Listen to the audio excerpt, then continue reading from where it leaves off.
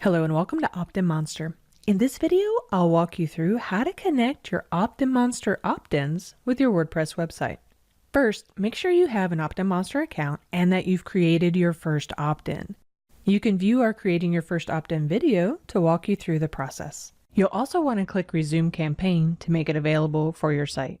Next, we need to install Optinmonster plugin on our WordPress website. From your WordPress dashboard, go to your Plugins area, click Add New, and search for Optinmonster. Now let's install and activate the plugin. Once installed, we need to add our Optinmonster API key. You can get your API key by logging into your Optinmonster account and going to the API section. If you've never used it before, you'll need to click on the Create New Key button. Next, copy and paste your API key to your website and click Connect. Alright, after you click Connect, you'll see a new tab up here called Opt-ins. When you click on that, you just need to refresh opt-ins and that'll bring all your opt-ins over for your site. Now let's make sure that your opt-in is live and ready to go on your site.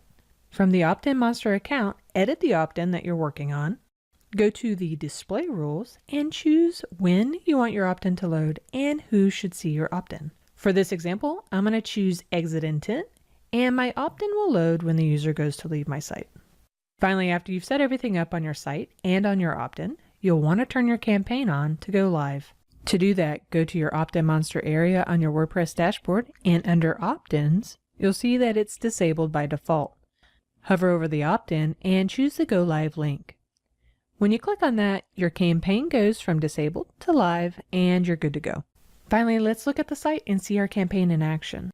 And now you've successfully set up Optinmonster with your WordPress website. Some common issues to look out for.